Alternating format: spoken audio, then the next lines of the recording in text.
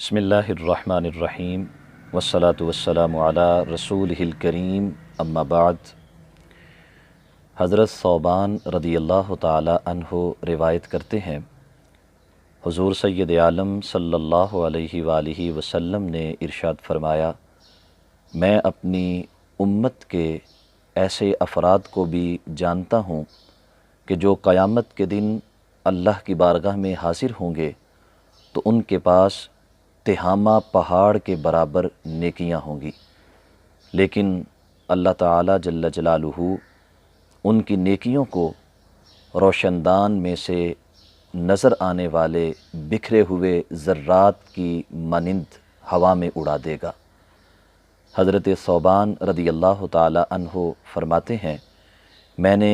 نبی علیہ الصلاۃ والسلام سے عرض کی،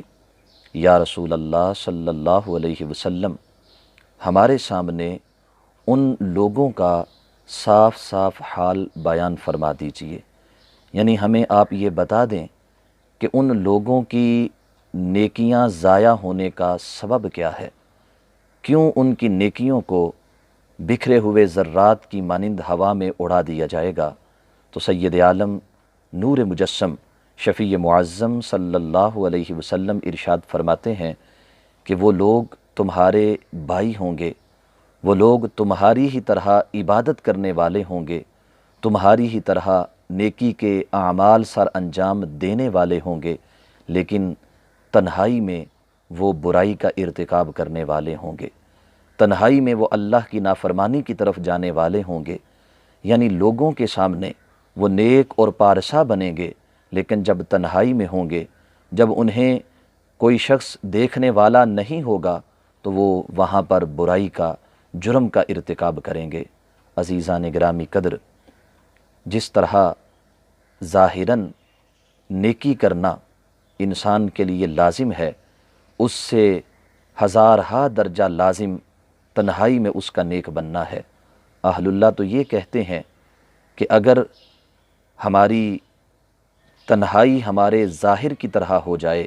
تو پھر ہمیں جنت جانے سے کوئی روک نہیں سکتا۔ یعنی جس طرح ہم اپنی ظاہری دنیا میں لوگوں کے سامنے نیک بنتے ہیں، لوگوں کے سامنے برائی سے بچتے ہیں، لوگوں کے سامنے حرام کا ارتکاب کرنے سے بچتے ہیں، اسی طرح اگر ہم اپنی تنہائی میں بھی اللہ کی طرف متوجہ رہیں، اپنی تنہائی میں بھی برائی اور بے حیائی سے بچتے رہیں، اپنی تنہائی میں بھی حرام سے بچتے رہیں، تو انشاءاللہ رب ذوالجلال اس کے بدلے میں ہمیں جنت الفردوس میں جگہ عطا فرمائے گا۔ دعا ہے خالق کائنات جل جلالہ ہمیں اپنے ظاہر کی طرح اپنے باطن کو بھی